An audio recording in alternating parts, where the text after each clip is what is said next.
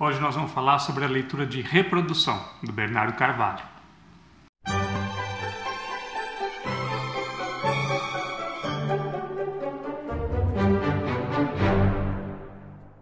Oi pessoal, tudo bem? Eu sou Humberto, esse aqui é o canal Literário Primeira Prateleira e vamos hoje conversar um pouco sobre mais uma leitura do nosso Clube de Literatura Brasileira Contemporânea. Essa aqui foi a nossa leitura escolhida para o mês de fevereiro, né, que a gente escolheu em votação, e a gente foi ler então o livro Reprodução, do Bernardo Carvalho. Tá? Bom, esse livro aqui eu acho que foi um dos que provocou mais opiniões divergentes no clube. Assim, teve gente que gostou bastante, teve gente que leu inteiro, mas não gostou muito, tem gente que acha que vai ser uma das piores leituras do ano, e tem gente que abandonou a leitura no meio porque achou, não estava gostando de como ela estava se encaminhando, e então não levou a leitura até o fim. Então a gente teve uma gama aí, de uma ponta a outra, de opiniões aí sobre essa leitura.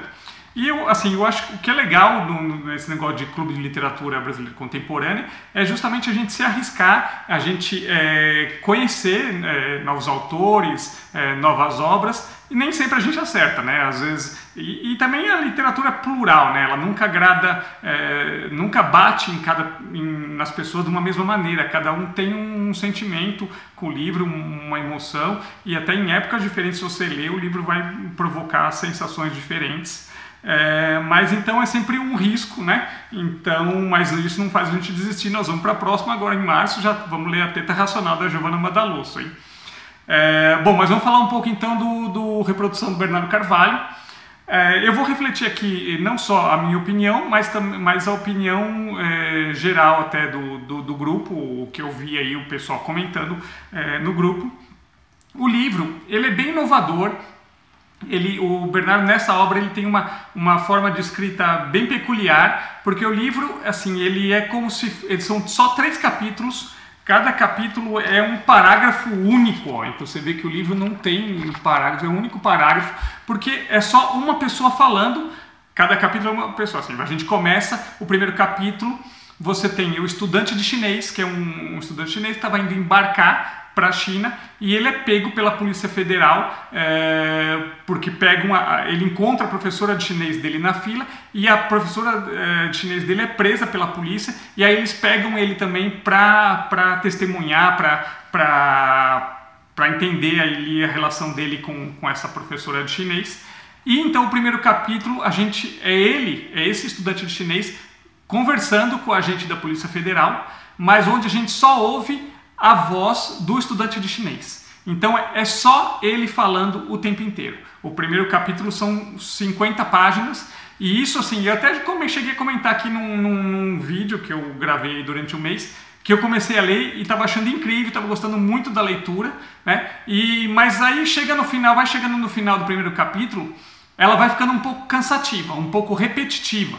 Porque esse estudante ele vai falando as opiniões dele sobre várias coisas, e você vê assim que ele é um cara que ele se acha o sabichão, assim, porque ele lê os jornais, ele lê os colunistas. Então ele tem opinião sobre tudo, e ele expõe ali, fica expondo a opinião dele sobre as coisas, de como os chineses vão dominar o mundo, de como os chineses vão acabar invadindo o Brasil. Então é um monólogo ali, onde ele vai reproduzindo, vomitando as coisas que ele costuma ler no jornal. Ele é um cara que tem um blog, e que então é desses comentaristas de internet, desses caras que opinam sobre tudo, e que não ouve ninguém, né? Só ele fala, só ele...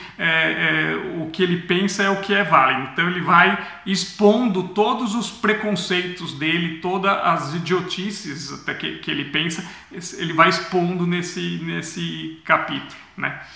Aí, assim, o que pior...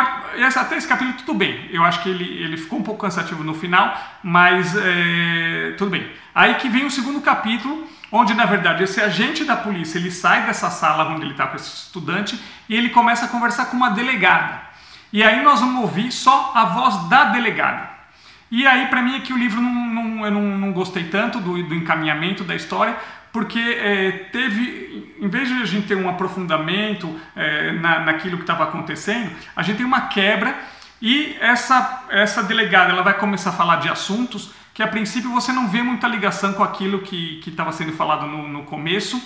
E é um capítulo, é o capítulo mais longo do livro, eu acho que ele tem umas 80 páginas.